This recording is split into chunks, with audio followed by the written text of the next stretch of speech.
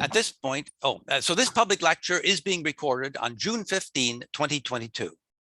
Thank you for joining us today for this public lecture on how to make a self-regulation map and find your way back to calm. My name is Winston Reevy. I am the past president of the Ottawa Network for BPD, a federally incorporated registered charity in Canada. In the very unlikely event that we experience technical difficulties, we have backups in place to avoid any interruption. And in this regard, I would like to introduce three of my colleagues and members of the board of directors at the Ottawa Network for BPD. Danielle Langlois is here, the Chief Information Officer. Peggy Brown is here, the Program Director. And Michelle Langlois, I think is on her way, and she is the President of ON-BPD. For the series of public lectures, I would like to acknowledge the support that we have received from the Ottawa Community Foundation and the Bell Let's Talk Community Fund. I have a few comments about the Zoom platform. All the attendees are set for listen only and view only. Cameras and microphones are turned off. If you wish to ask a question, please use the Q&A tool, write your question and send it. To the extent possible, questions will be answered near the end of the webinar. If you would like your question to remain anonymous, please be sure to check the anonymous box before sending your question. Please be mindful of the need for confidentiality, and please do not write or submit any identifying information or anything that is private or confidential. Material presented in this webinar should be considered as information only, not as advice. And now I would like to introduce today's speaker. Dr. Michael Cheng is a child and family psychiatrist at the Children's Hospital of Eastern Ontario and an associate professor in the Department of Psychiatry at the University of Ottawa. He is a parent of 2 school-aged children. He works with children, youth, and families by helping them self-regulate and reconnect to people and activities that give purpose, hope, belonging, and meaning. Ladies and gentlemen, please welcome Dr. Michael Cheng. Dr. Cheng. Wow, what a wonderful introduction. Thanks, Winston. So let me see if I can share my screen here. And there we go. And we'll get the slides started. So thank you very much, everyone, for joining us here on such a beautiful night. And I'm a child psychiatrist at CHEO. And tonight we're going to talk about crisis and coping plans. What do we do when they don't work? And we're going to talk about the concept of self-regulation and finding our way back to calm from making a self-regulation map. So we'll try and talk for 30 minutes or so, and then that will leave another 30 minutes or so for questions. And I have received money for doing various talks in the past 2 years. I work at CHEO on an alternate funding plan. And I work on a website known as ementalhealth.ca, which we may mention today. And everything we will mention will be consistent with best practices and standard evidence. So we're going to talk about basic concepts of self-regulation. We're going to talk about what states or zones a person can be in. And we're going to talk about what we do to support a person or what we can do to support ourselves depends on what state we're in. So we'll start with Emma's story. Emma is a 30-something who struggles with mood regulation. And when she gets triggered, she becomes overwhelmed with anger, fight, or anxiety, flight. She's seen many counselors in the past who've taught her positive thinking and cognitive strategies such as positive reframing. And she's learned about strategies like deep breathing and other things, but nothing seems to work. And friends and family are frustrated because to them, it seems like she refuses to use the strategies she's been taught. And how are we going to help Emma? So we're going to talk more about Emma later on, but first we'll talk about self-regulation. So imagine a person, life is getting from point A to point B. And for many of us, point A is when we wake up in the morning, and then point B is getting to bed.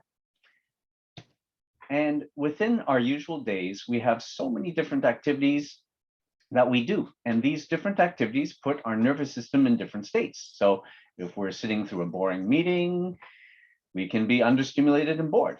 If we are connecting with loved ones and feeling nurtured and cared for, then for most people, that gets us just right. On the other hand, we might be stressed out at work or at school with too much work, and that gets us in the stressed out zone. Sometimes there may be threats or things challenging in the day, and that gets us into fight or flight. At other times, if we're so overwhelmed for long periods of time, we may actually just shut down and withdraw. And so we have many different zones we can be in. And to simplify things, one of the ways we can use as a language to talk about these states or these zones we can be in are the bored zone, when we're bored, green zone, when we're just right, yellow zone, when we're getting stressed, red zone, when we're in fight or flight or overwhelmed, and then shut down. Those of you who are familiar with zones of regulation will notice that, yes, some of these are from zones of regulation. And then those of you who are familiar with polyvagal theory of Stephen Porges will note that we incorporate some of these concepts. So all of these concepts I'm talking about, they're not new, but this is a bit of an amalgamation from various other brilliant people that have come before us. So let's start by talking a bit more about each zone. So the green zone is when we're just right, when we're calm and relaxed, when we can focus and do our activities and tasks at home and work and school. We're able to talk about our thoughts and feelings. We can problem solve things. We can be rational. And when we're in the zone, we say that our rational brain or our wise mind or cortical brain is able to function. And for those of us who like the neuroanatomy pictures, it's when this cortical part of our brain is able to operate. So just right is where we want to be. And what gets us here? Well, when we have our basic needs met, when we're getting enough sleep, when we have healthy nutrition, physically active, when we're outdoors, when we're spending time with people, when we are doing things which give us purpose, hope, belonging, and meaning. Bored or stimulated is another zone we can be in. And that's when we're not getting enough stimulation, such as lack of physical activity or lack of emotional stimulation, lack of brain stimulation. And we don't want to be there either. Those of us who are parents know that when our kids are bored, that is also not a good place to be in. So what helps when we're in this zone? Well, ensuring that our loved ones or ourselves are getting enough healthy stimulation is important. And learning to tolerate boredom is also important. And that's why we see so much talk about mindfulness these days in our modern society. And it's basically doing something without distraction. So I find it funny because yoga and meditation are one of those things recommended for mindfulness. And it's basically about tolerating boredom. But the funny thing is, for millennia, people learned how to be mindful just naturally. But it's a skill that we've lost in modern society. I'm not a big believer in yoga. Well, I should be careful what I say. I know for many people, yoga and meditation works great. For many of the people I see, it does not. They don't have time for yoga. They're busy parents or they're busy workers. They don't have another half an hour in their daily schedule for yoga. But most people can find times to do things without distraction. So driving in your car without the radio on, without distraction, or doing cleaning or household chores without distraction, or being in nature without distraction. These are all examples of what we call daily mindfulness, as opposed to formal mindfulness. So another zone we can be in is the yellow zone. So are we triggered by something like too much sound, sensory stresses? Are we triggered by difficult things at work or at home? That can get us into the yellow zone, or what we call the emotional brain, or what we might call the limbic brain. And in this zone, people are emotional. They don't respond to advice or logic. So this explains why when our loved ones are upset, they really don't like it when we tell them to calm down. They don't like it when we say, let's do some deep breathing, nor are they really excited about your unsolicited advice or suggestions in this point. When we're in the Emotional brain, we just want people to listen and empathize with us and agree with our feelings. And so this is why you may be familiar with phrases such as providing support, not solutions, or connection before correction, or connection before direction. This is what people want in the emotional brain zone, the limbic zone. They want validation. So if they're upset, they just want us to say, yeah, wow, you're upset. I see that. Thank you for letting me know. And they want us to help co-regulate and comfort them. So they want us to say things like, can I give you a hug? Can I just be with you? And if they cry and have emotions like that, that's actually good. Tears are powerful. They help people process losses. So I will give a little secret tip for those of you who want to be psychotherapists. A secret of psychotherapy that we do is we just get people talking about their feelings so that they can cry them out. And it is that crying and letting out the tears that helps people process their losses. And that's one of the big secrets of psychotherapy. Now, here. So there are important things we should not do if someone is in the yellow zone. And when we're in the yellow zone, we shouldn't expect that the logical brain is able to work. We shouldn't expect that that rational mind or that upstairs brain is able to work because they're overwhelmed. And so that's why when people are in this zone, don't get into logical arguments, don't present them with consequences, don't make things worse. So don't raise your voice or get angry or upset. They're simply overwhelmed, and all of those stresses just make things worse. So if you are in the yellow zone, you need to do whatever you can do to calm down. And if you can, let others know what you need. So let them know you just want emotional support. And if others are giving you advice, let them know gently by saying thank you, but I don't want your advice. I just want you to listen to me. And if you need to cry, then have a good cry. Many of these are obvious to a lot of us, but it's funny how in modern society, there is a culture that we're often taught it's not good to cry because that makes us weak. But in fact, tears are the most powerful self-regulating mechanism we have. And other advice when we're in the yellow zone is our logical brain doesn't work. So it's not good to think too much about our problems when we're upset. It often makes things worse. Avoid texting or emailing others when upset, and tell yourself you'll get back to it when we're calmer. And when we're back in the green zone, that's when we can do all those logical things. Now, if a person has enough stresses or big enough triggers, then they can actually go into the red zone. So here isn't working, and neither is our emotional brain working either. Our core brain here, our red brain, the reptilian brain, is what functions and takes over. And this is our fight or flight or freeze brain, that primitive brain that we have that helped us survive when we were hunter-gatherers or when we were proto-humans. And in this zone, we're so overwhelmed that we're just functioning on instinct, and we're so overwhelmed that emotional support may not work, and definitely people being logical and telling us about consequences or trying to problem solve things with us really doesn't work either. So examples of red zone are when people have road rage or mask rage or air rage. And I think we can all pretty much guess that if someone's in a rage, telling them about logical consequences and being logical to try and convince them otherwise really doesn't work when they're in that zone. So this is important to know, because if our loved ones are in this zone, what we should do is give them space, let the storm pass. And this is the time when, you know, if you need to call a crisis line, you may need a crisis line, or ideally you have a plan ahead of time. This is when reducing sensory overload can be helpful. So turning down the lights or turning down any lights that bug people, like fluorescent lights, asking people to leave the area, just reducing any sort of sound or light triggers.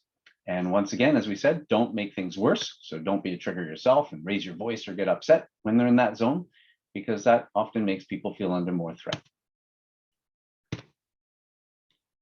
And if people have prolonged stresses for a long time and nothing has helped, people actually can go into shutdown. This is what Stephen Porges calls the polyvagal shutdown.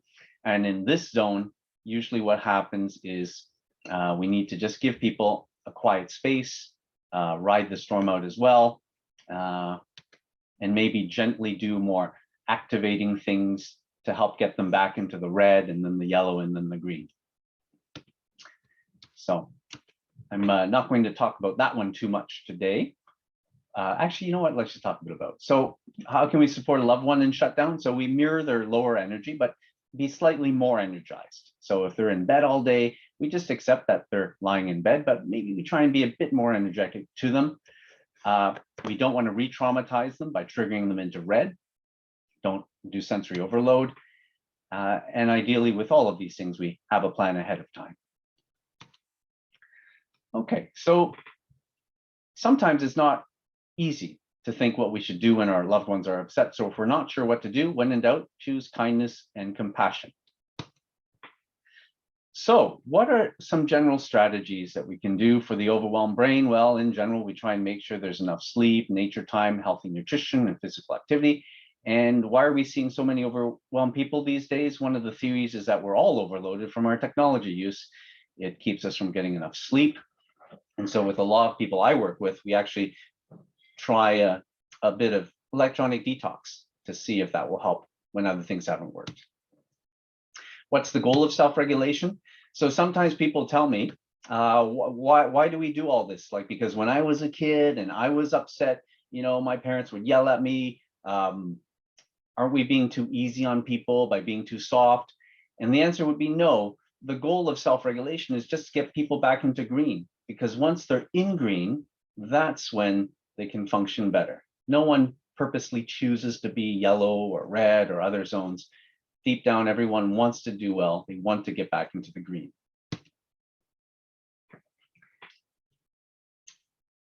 And when we do things like meet our basic needs, have a healthy lifestyle, help people feel loved and belonging and meaning in the things they do, that naturally gets us into the green zone. Okay, so let's talk about barriers to self-regulation. So naturally, everyone wants to be in the green zone, but what are some of the things which make it hard for people? So when people have conditions such as depression or anxiety or trauma or intergenerational trauma or other systemic factors that can make it hard, poverty, when people have issues like learning differences or ADHD or conditions like autism spectrum or sensory issues, that can make it harder to regulate. And we're going to talk a bit more about sensory processing issues. So when I work with people, and I'm working with people who've seen all the talk therapists and nothing has worked, sometimes they actually have sensory issues. So what are sensory issues? So most people can process their sensory input, what they hear and see and touch and taste. But with people who have sensory processing issues, even normal sensory input, like what we see and hear, can be overwhelming or underwhelming, not enough. So you can have sensory processing issues with every domain. So when it comes to visual things, our sight, our vision, some people are sensitive to light, and just normal amounts of light, like at work or at home, can trigger them. Some people have sensitivity to noise. So even loud noises can trigger them to be overwhelmed. Some people have troubles with the sounds that other people make. They have troubles with other people chewing or sniffling. They can't be at dinner with other people, can't be at lunch. Some people have troubles with the tapping and typing that people make. And there is a thing called misophonia, where people are triggered by these things. Some people hear noises all the time because they have tinnitus. Some people are oversensitive to smells. So they may have troubles being triggered by certain smells, make them nauseous, and that makes it hard for them to function at school or home. Some people have troubles with their inner ear, the part of the ear movement. They get overwhelmed. So they may have troubles with being in a car, they get car sick. They may on the other hand, seek out movement, need more movement than usual. Some people can have troubles with coordination to the point they have troubles with balance. They may have troubles with dropping things, bumping into things. And because everyday life is about using our coordination to get about at work or at home, this can actually cause very serious problems. They may be so clumsy, they can't write properly. They may be so clumsy that they're unable to type. They may have troubles in getting things done at home. They may be exhausted and tired because they don't have the tone, the motor tone necessary. And so there's a condition called developmental coordination disorder. So if you or a loved one have sensory issues, then it can be very helpful to learn more about these issues. And there are professionals such as occupational therapists that can help with this. So if there are sensory issues, consider seeing occupational therapy. If there are issues with seeing things, like we said earlier, like lights being too bright or being unable to process things that you see or getting overwhelmed from too much things that you see, there's a type of optometrist called behavioral optometry that can help. For people who have issues with sounds and are triggered by too much noise, audiology can often do an assessment and help. So basically, the idea here is that if we're having issues with our senses, there are other professionals that can help. And so in the work I do, it often is the case that I see someone who's had troubles getting into the red zone. They present to me with anger or anxiety, and they've done all the talk therapy and nothing has helped. And it turns out they actually have self-regulation issues, and they benefit from seeing an occupational therapist, or at least learning about sensory issues. So what an occupational therapist can do is they can make accommodations to help people avoid the triggers that they have, whether it's at school or work.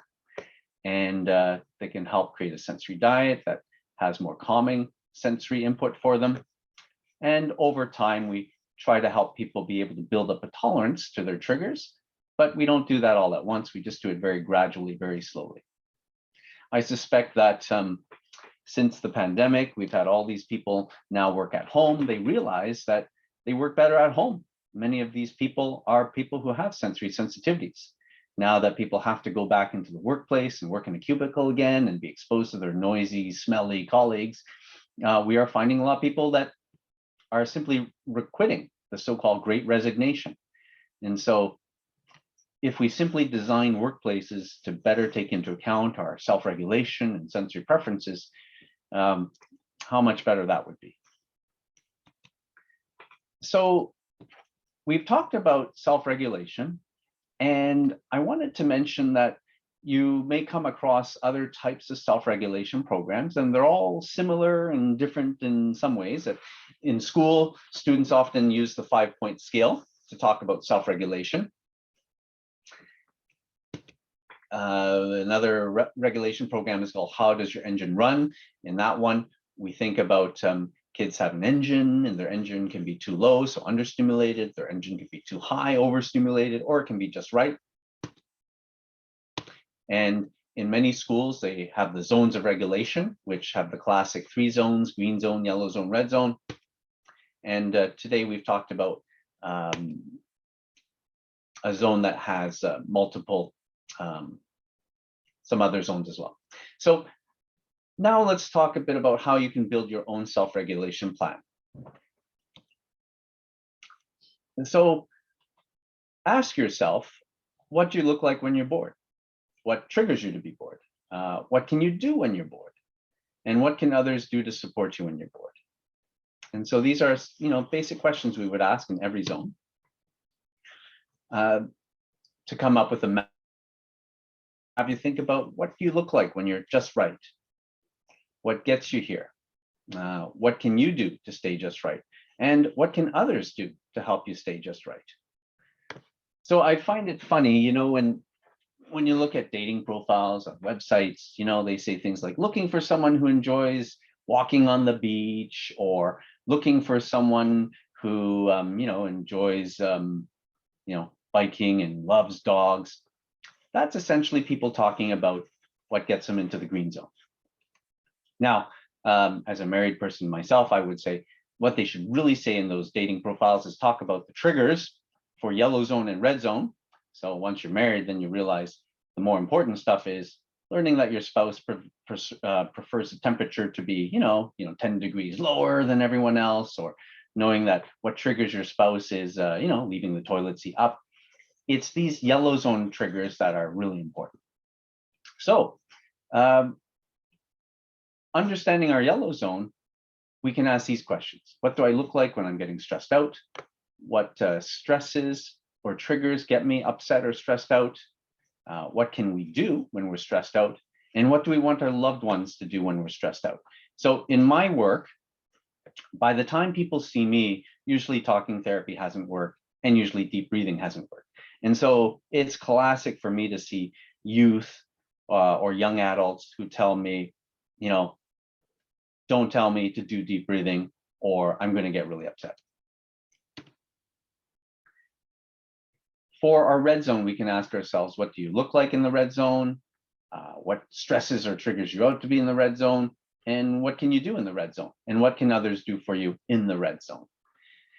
And so, as we said earlier, one of the key takeaways from this work is knowing that when our loved ones are in the red zone, they often just want us to give them space. They don't want us to tell them what to do. They don't want our suggestions. And they also don't want us to be upset at them for being overwhelmed.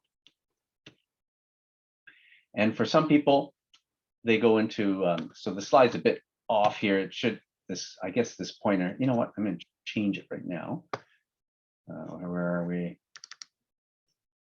Yeah, so this should actually be in this gray zone here. And we'll do center front.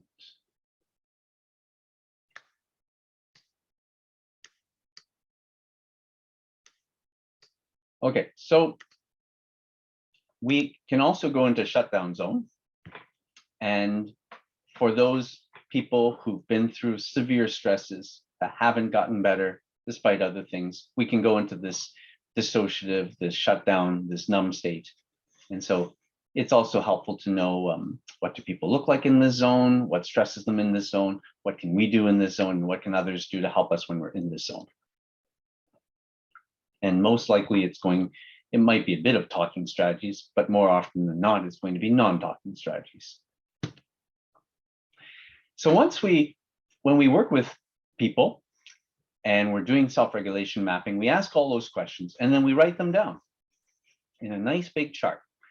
And parents often say, oh, I wish my kid had came with an instruction manual when they were born, right? Or when we get married, or when we have a spouse or boyfriend or girlfriend, we wish that they had come with an instruction manual. Well, basically a self-regulation map of someone is basically their instruction manual. What gets them into that green zone, what triggers them, and what we can do. And then a key message, hopefully we're all getting from this, is that different things work depending on what zone you're in. Deep breathing definitely doesn't work when people are in the red zone. It might work if they're in the green zone, but definitely not in the red zone. So if you would like to make your own plans, there's a link here to a template that you can try out for yourself. And what do we do after we've come up with a map for someone? So another useful exercise can actually be just thinking about someone's daily schedule and then making sure that we build self-regulating things at work into their daily schedule. And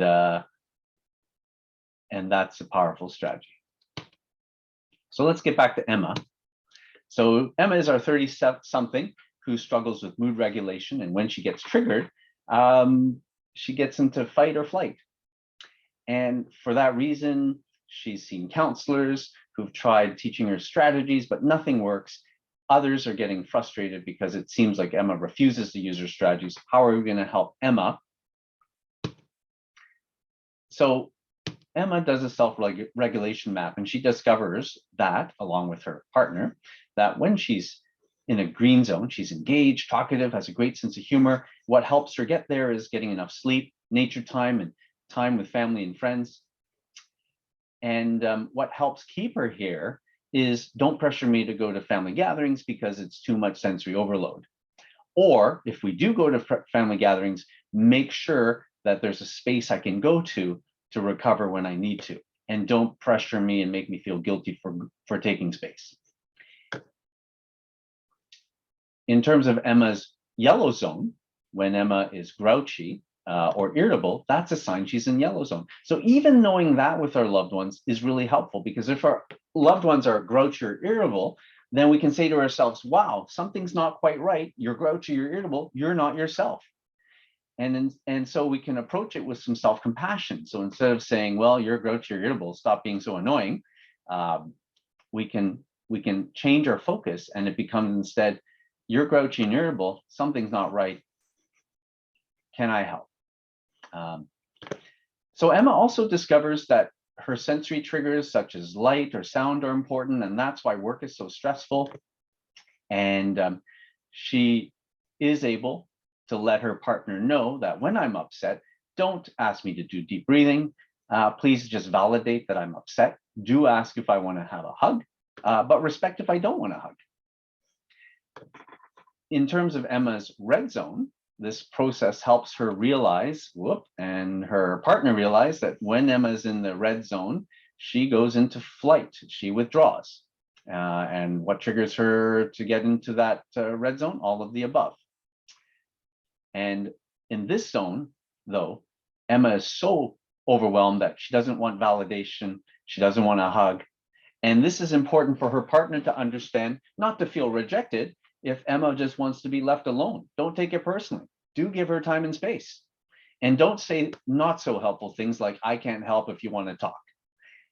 And that's because Emma simply can't talk. When she's in the what we call the downstairs brain or the midbrain, our rational brain is simply not functioning. We can't talk about things. So hopefully some of these strategies and ideas will be helpful. And if you're still struggling with self-regulation, we recommend considering seeing someone like an occupational therapist, or at least learning about these concepts.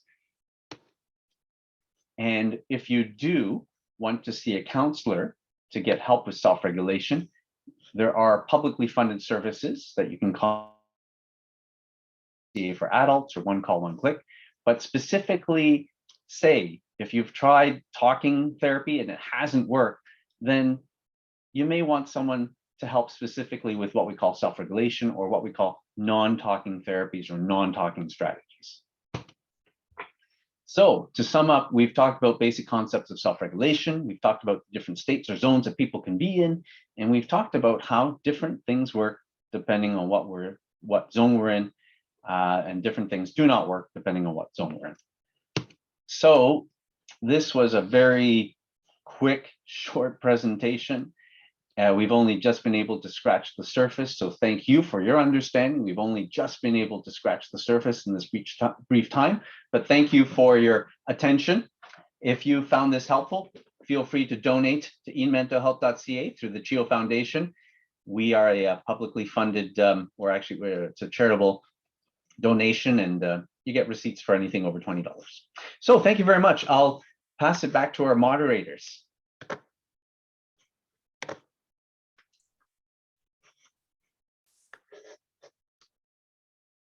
Well, thank you, Dr. Cheng, for that incredibly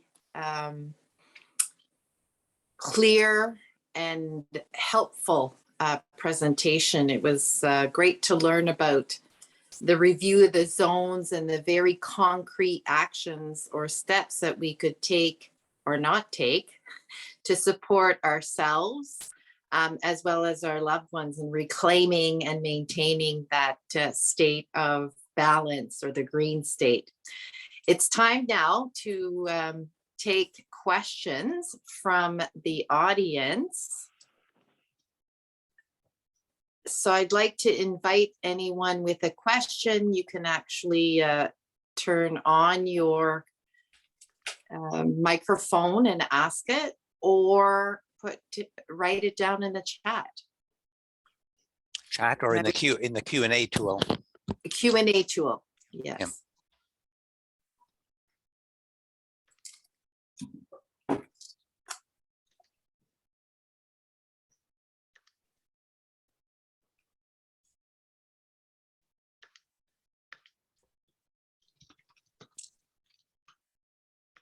Okay. So we have one from Mary who asks, how can a parent of an adult child find resources to assess sensory issues? So if you have the resources, then you can pay for a private assessment with an occupational therapist. So usually it would take 1 to 2 to 3 visits with an occupational therapist. It would probably cost about somewhere to $200 to $300, perhaps more, but that would be the ballpark. And many people, if you're lucky enough to have coverage for occupational therapy through your work, then wonderful. If not, then yes, you'd have to pay privately out of pocket. So that's one option. And the interesting thing, though, is, unfortunately, not everyone can afford that. And so the interesting and good thing about the internet and knowledge these days is we know a lot more about sensory issues now than we did before. And so there are a lot of websites where you can learn about sensory issues. And you can even go to ementalhealth.ca, the website that I work on, and we have some information about sensory issues. And then from there, you can connect to other websites or resources that have more information about sensory issues. The interesting thing is what usually happens if you see an occupational therapist is a lot of times they will do an assessment and then they do recommendations. But many times they don't do ongoing therapy in the same way that you might see a talk therapist for ongoing therapy. Often it's recommendations. And so many times, all of the recommendations they might do are things we can find on the internet or read about or learn about ourselves now. And yes, I'm just seeing there's a question about the slides. So I will be sharing a PDF copy of the slides with ON is BPD ON. ON-BPD. ON-BPD. That's right. The Ottawa Network. Yeah. Yeah. So we have another question here. What would be your suggestion for when someone is very angry and you do not feel safe? Yeah. So I'm assuming a loved one, they get into the red zone, they're getting into fight, you don't feel safe. So while you're in the green zone, I think it's very reasonable for you to think about your own limits. And so if you are triggered by a loved one shouting or screaming, being aggressive, and then if that triggers you into your own red zone, which is flight, which is fear, and you're feeling unsafe, then I think for sure we need to have a plan for your safety, because as we all know, your safety is more important. Your right to safety in general outweighs another person's right to make you feel unsafe. So for times like that, we would work with a loved one or a family member to come up with a safety plan for them. So what are the things you need to do to feel safe? Is it leaving the room? Is it going to the bathroom? Is it going to the master bedroom and locking the door? Is it leaving the home? Is it calling another family member or going to a neighbor's place? So the suggestion would be we make sure you have a safety plan. And then the other idea might be when your loved one is in the green zone, if possible, we would want to talk to the loved one and find the common ground. The common ground is, I will assume that your loved one also doesn't like being angry. I will assume your loved one wants to be in the green zone, and maybe we can figure out, let them know that when they're that way, that's a trigger for you. Is there a way we can all work together on how can we all help each other get back to the green? So those would be some ideas. Okay. Well, thank you. So Danielle? Danielle, I'll just unmute myself. Yeah, okay. Mm-hmm. Okay. Next question. If your loved one is in the gray zone, how long can it last? How long can they be or should be in that zone? And what about if it goes on for weeks? Yeah. So I'm guessing the question you have, Diane, is that your loved one is in that shutdown zone where they have no energy, they're numb, they're just withdrawing. Maybe they're, not able to go to work or school, or not able to participate in activities. So what we recommend is we will usually simply, we start by just accepting that they're in that zone. And so it looks like you've let them go on for a bit. So the simple things we might try in the beginning are, we would think about, are there things we can do to help them feel safe enough so that they can go back to a better zone? And I should say, the way the zones work, if you really are in that dissociative shutdown zone, you don't go instantly from that zone back into the green zone. People often go from dissociative zone to actually the red zone. So a sign that things are getting better might be that then they get angry about things, or maybe that they seem anxious about things. So getting back into a red zone and having fight, flight, or freeze is actually a good sign, even if they're angry. And then so if they're in the red zone, if we can get them to the red zone, we just do our best to validate that. And then if we do that, then eventually the idea is that they get back into yellow zone. If they're in yellow zone, then we can, use empathy and validation, and then they eventually get back into green zone. So I guess, so to go back to your answer, so some gentle things to get people from dissociative back into a more different zone would be, things that make them feel safe. So the usual things from a sensory perspective might be, gentle light, nature experiences, animals, pets, dogs, cats, loved ones. So just being with other people. Now, if they're overwhelmed in the zone, then we don't want to talk too much. We might just be with them and sit with them and read with them, or we might just be with them and give them a hug. We don't want to do things which stress out their overwhelmed brain. We can use sensory strategies. So people often will respond to sensory strategies even when the rational brain is overwhelmed. So we know that, for example, people with dementia, they may not understand things when you talk to them, but interestingly enough, you play a piece of music that is meaningful to them, or the smell of a favorite food or a fragrance can often trigger them. So we might use sensory strategies like that to see if that might be helpful. But ultimately, if nothing really works, then for sure, I would recommend contacting a mental health professional and seeing if they can help. When people are in zones like this for a long time, they often may have diagnoses like PTSD or dissociative disorders or things like that. Or depression. Or depression or anxiety or any of those things. Absolutely. Mm-hmm. Yeah, actually, I would mention one more thing. It's interesting, when we look at mental health treatment in the past, we had the idea of sanatoriums. Many of them were outside, so people would be able to sit outside and have nature. I think that's something that's lost in our modern system. I think, just putting people out in nature can often help them get back into a better zone. These are very good suggestions. Thank you very much. Peggy? A question from Annie. Do you have any thoughts on how to help someone when their parents don't respect the "what I need" section?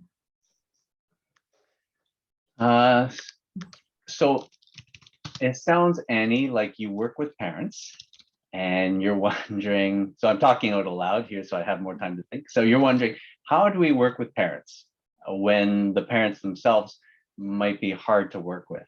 So I often think of the concept of connection before direction.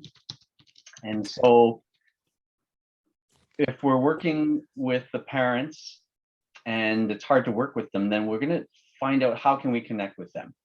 So if the parents are not open to our strategies or hard to work with, then I'll spend time trying to figure out what is their experience. So I might say, listen, we've been working together. I noticed that the suggestions I've made haven't really worked for you. Tell me more about how you're finding this. And so usually at some level, we'll hear that parents are maybe they're overwhelmed, maybe they're too busy, maybe they're just burnt out because their children, their adult children have been just so overwhelming. So So if the parents themselves are drained and exhausted, then we're going to work on first meeting their needs. And then if their needs are met, then we can help them to better help their kids. So with those parents, I might actually do sort of a self-regulation mapping, right? So the map might show that, yeah, they're triggered when their children are doing whatever. And then I would focus on what can we do to help you as a parent get back into your green zone? Do we need respite care? Do we need neighbors to spend time with you? Or do we need extended family to maybe take your loved one so you can have some respite? What are little things we can do? Do we need to get, like, well, if we had a housekeeping service to help you with a few things? So we try and figure out what can we do to help get that overwhelmed parent back into the green zone. And then if they're in the green zone, then they'll be open to being able to work with us on our strategies. So does that answer the question, Annie? Annie, do you want to unmute maybe? And yeah, she also commented how to get them to buy into the don't make things worse zone. But I think you answered that. You have to meet their needs first. Yes, yes, I see what you're saying. Yes, sometimes we work with parents and they're so overwhelmed, they're stuck, they're doing things which make things worse, and they're just stuck. And so I'll try and validate what I can. So like I'll just throw out an example. Yeah, maybe some parents they're angry and they're upset, and so they're screaming at their kids, and I'm trying to explain to them, well, your kid has a sensory issue. Screaming is the last thing we want to do when they're upset. So I'll spend a lot of time just validating how overwhelming it must be for you as a parent. You know, you work all day, you come home at night, your kid's demanding. Of course, you're going to feel overwhelmed and frustrated. How hard that must be for you. And then so like we can validate that, we try and nudge them towards better ways of expressing their frustration. So Thank you. Michelle, you got a question there? Thank you. I'm mesmerized. This is really, we really appreciate some of these very practical guidance items that you're providing. One participant lives in the St. Catharines area, and she was asking if you're aware of services available, if you can comment about that at all in that area. I do not know about services specifically in St. Actually, you know what? Just for fun, I do work on this website called ementalhealth.ca. Let's just for fun, let's just punch in St. Catharines and see what happens here. So I was going to say, when in doubt, I often just tell people to call 211 when in doubt. There are services like Wellness Canada. It's a federal service, but they will connect you hopefully to local services. But 211 might be a start. And then let's see what we have. Do we have anything? Well, there's a CMHA Niagara branch. If you're looking for services for kids, it looks like there's a Niagara for Children's and Developmental Services. Oh, look, there's a mental health and addictions access line that serves Niagara. So, yeah, look at this, access line Niagara. Okay, so this is what I'm going to recommend. I don't know where to start, but it looks like this would be the that intake service that you can call in your area to get help. Can everyone see that? Yep. I hope that answers that question. Okay. Thank you, and thank you for the showing the navigation, walking us through the navigation, and the site, the first site that you went, that was ementalhealth.ca. That's right. Thank you, Michelle, for giving me a chance to do a shameless plug. So this is a website that I work on through Theo. I will be totally honest. It's getting a bit dated. We need to do some big upgrades and updates and improvements on it, but it's something we've been developing here at CHEO to help the community. Excellent. Thank you for sharing. Great. Okay. So I do have a question here. This is a person who's looking for specific strategies for an adult who, once activated, will send multiple texts, which then alienate them from the receiver. When they're in the red zone, they want people to talk to them, not be abandoned.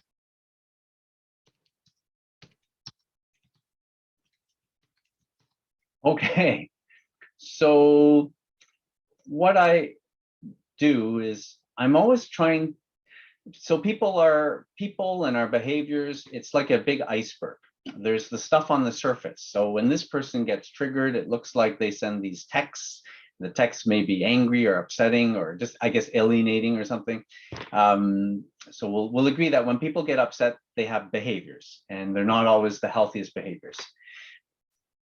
And then underneath the iceberg is the feelings, the needs that we have, the distress. So it sounds like when this person gets triggered, regardless of what the behavior is, they are upset and they are needing some help to get back into the green zone. So I guess, I mean, without knowing much more details, my general answer would be we always just validate. So we would try and help the receivers of the text understand that when so-and-so does such and such, that's simply a sign that they're upset. Don't take it personally. So you know, Okay. I was just thinking out aloud. So, you know, I'll just be totally honest because I'm a human being. So there have been times when my wife is really upset at me and she says not so nice things when she's in the red zone. And I'll joke, this is a joke for Michelle. My wife is French Canadian. So when she gets upset in the red zone, oh, and Danielle too, you get this joke too. So quand elle est fâchée, elle dit n'importe quoi, okay? And it's important that when she is upset in that red zone and she does her behaviors, I don't take it personally. I just say she's in the red zone, that's what's gonna happen, you know, as long as there's no one getting hurt physically. And so I guess we would, for the person in this case, in this story, we would help others understand that that's simply a sign they're in the red zone. And then if they're in the red zone, then we would try and think about what we can do to self-regulate them. So it's interesting, you already gave us a clue. You said that when this person is in the red zone, they just want to feel connected to other people. So then maybe we can tell the people in their support network that maybe we just be with them. But when people are upset in the red zone, rational stuff doesn't work. So don't even bother having a rational conversation. Sometimes we just sit with them. We you know, sit outside, we enjoy the nature, we you know, do whatever we do, but just being with them helps them hopefully self-regulate. And so that might be some ideas based on what I know. Sure. Well, thank you very much. That is helpful. Yeah. Okay, so we have a question from Christy. She's working with clients who are living in assisted living facilities and are basically surrounded by professional caregivers, and they have very little control over their environment. So in an environment like that, what can she do to better support her clients? Okay, so Christy works with clients in assisted living, and those clients have little control over their environment. So can you just give me a bit more information? Tell me a bit more about the concern, the issue. So she doesn't give a lot more information. Maybe she can can you please put more information in the question and answer box or the chat, Christy? Because she just says a supervised living setting. They have little control over their environment. Only professional caregivers are available to them. She says, I know this question is a doozy, but she wants to be able to better support them and I guess their emotional needs. And they often, I guess, find themselves in the yellow or the red zone. And how can she help them, you know, get in a better state when they have little control over their environment? Looks like we have a Christy appearing. So this is Hi Christy. there it is. Yes, Hi there. You need to give us more information. Yes. and that buys me time Yeah, to think. so See, this is basically, my strategy. I support a couple of clients who are kind of frequently in the red zone, and they live in a supported living environment where they are, you know, under the age of 40, but the rest of the home tends to be senior citizens. So if you can imagine, it's kind of a rest and retirement type environment. And these clients are kind of, you know, I always describe them as square pegs being banged into round holes, in that they have such little control over their environments. You know, you get up at this time, you take your meds at this time, you go downstairs at this time, and you get in line, kind of thing. And they're just constantly feeling, I guess, disempowered by the living arrangement that they're in, but there's really not many options. So I do try and validate as much as I possibly can the feelings that they're experiencing. But when, you know, my shift is over at 4 o'clock and the caregivers that are in the home, you know, aren't tolerating these kinds of behaviors, I'm just wondering if I should be doing something else with my clients to try and empower them, or if I should be trying to maybe educate some of the workers. But then, you know, I'm also dealing with changeovers in staff constantly too. So my folks are always having different people in their lives, and they don't have great support systems external to where they're living, unfortunately. Yeah, that is it. And what happens is then these kind of explosive behaviors happen, and me as a worker then gets called in to try and deal with the individual when they're in the red zone and get them to the green as efficiently as possible to keep the peace, I guess. It's tough. Yeah, that sounds like a very challenging situation. So I'll give you some ideas. So the first thing I will say is that is a tough situation. And in the big picture, ideally, we would have a better resource system. So, but for now, what I'll say is, so it's funny, as you're telling me that story, I'm thinking about people in situations like, I was thinking of Nelson Mandela, actually, when he was stuck in Robben Island, and all he had was that small window that he could look out. So the idea I'm having from that is, I'm thinking we want to give people one thing that gives them hope or meaning in that day. So even if, you know, 80%, 90% of their day they can't change, is there at least 10% of their day or one thing we can help them look forward to that gives them that sense of meaning or purpose? It's very funny because that's also one of the things we're recommending for workers and employees, right? You know, every week I get multiple emails from CHEO, you know, hopefully you're not getting burnt out. You know, here's some wellness tips. And one of the most important wellness tips for me actually is, you know, lots of our days have stuff we cannot change and they're stressful, but we find one thing which gives us meaning and which is valuable to us. And then we try and fill our lives with those things. Actually, and this is when I can say a really nice thing about you guys. Thank you, Winston and Peggy and Michelle and Danielle, for inviting me. It's doing stuff like this, which is a high yield thing that I enjoy about my job.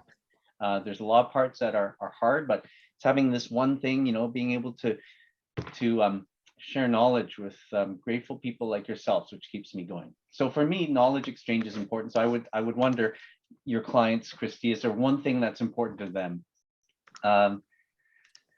Other than that, I do find another thing that's important is so this is that Viktor Frankl stuff about acceptance and finding meaning in things. So when, you know, Viktor Frankl, as you know, he's the survivor of Nazi concentration camps. And what he noticed about what helped him survive and those that did survive the camps was their mindset and just accepting that there's some things we cannot change, but what can we find that gives us meaning? So for Viktor Frankl, it was meaning in seeing the spider in his cell.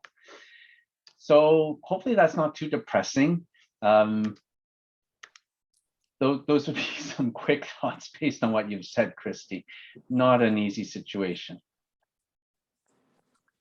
Thank you very much. Peggy, do you have a question? Peggy, You're you are muted. muted. Yeah, why do I not know better by now? I'm looking at the chat and Mathura is asking, how does BPD play into these zones? So does BPD play into it? Or I could see people going to red a lot faster, perhaps. Yeah, so BPD can play into it. In fact, I could just do a sample zone here on my computer. And oh, look, my son has come to visit. I'll let him say hi. See, I see, in the past, I would do stuff like, you know, I'm busy, can't you see I'm busy? But this is a far better punishment when I get him to, when I introduce him to people.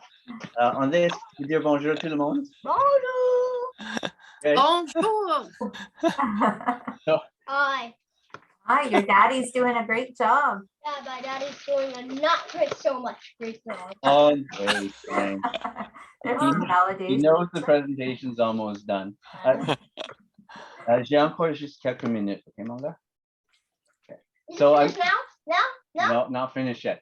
Okay, so I'm gonna do the self-regulation mapping, and the interesting thing is this changes depending on different people and their preferences, but it does actually change in a meaningful way depending on conditions. So we often think about, in my field, we often call BPD complex trauma, actually, often. Or we call people with BPD super feelers, so people with high attachment needs. So for the people I see with BPD, often there's not necessarily been a trauma per se, but often if you're a high feeling person and you have high attachment needs, but you've been in an environment that doesn't give enough, that can be traumatic for them.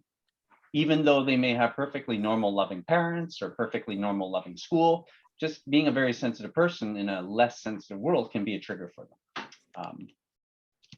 So I'm just gonna draw out how it might look different for BPD. Okay, so for someone with BPD, what do they like? They're very passionate. They're very spontaneous.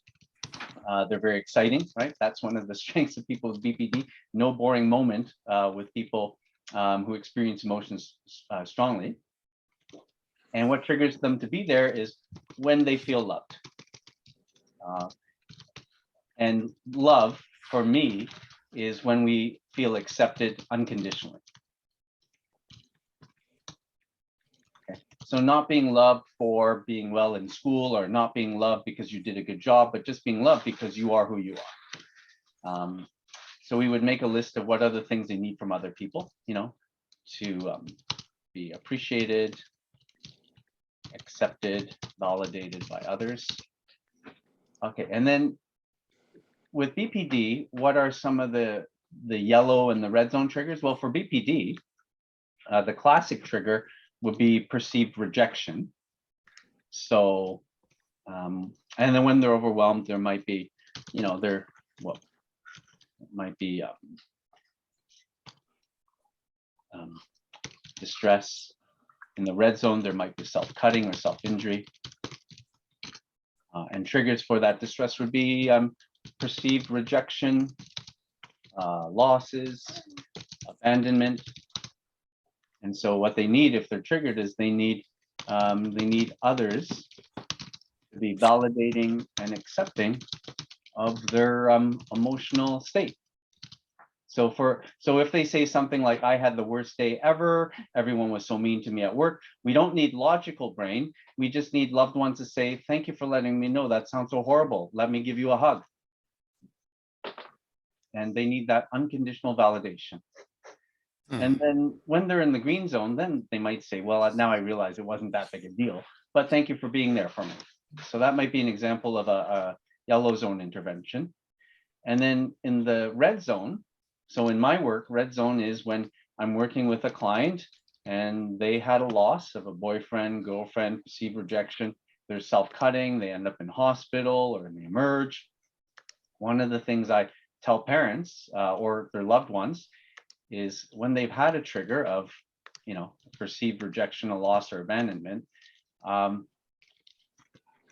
once again, it's that theme of unconditional acceptance. So if they've cut themselves, treat the cutting as if they had any other sort of injury. So if someone breaks a leg, we would just say, I'm so sorry that happened. How can I be supportive? And same approach to the self-cutting.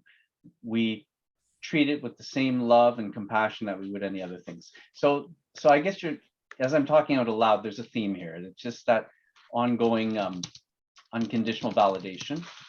And then the thing that makes the red zone different is that oftentimes people are too overwhelmed, so they may not be ready for the emotional validation. So we might simply say, I love you, you seem upset, but I'm here for you. Whenever you're ready, I'm here. But we don't force, ourselves on them because we know they need space. So we give space, let them know we are here and ready when they are. So that would just be, talking out aloud very quickly. That would be just an example of how we might modify this based on a person having BPD. Does that make sense? Yeah, it makes a lot of sense to me. Okay. It's like a little mini Family Connections course right here. Because we Yeah. talk so much about validation and how important it is. I love the fact that these are not new concepts to you. I'm simply, showing you another way to repackage it. Yeah, no, it's And really helpful. This work I do, it's inspired by all the years of working with people who told me, deep breathing doesn't work for me, and I feel like I'm a loser because I'm not doing my deep breathing. What's wrong with me? And then we just tell, what, there's nothing wrong with you. It's just that doesn't work when you're in that state. Yeah, exactly. Okay, thank you. So at this point, I guess, and recognizing that your family,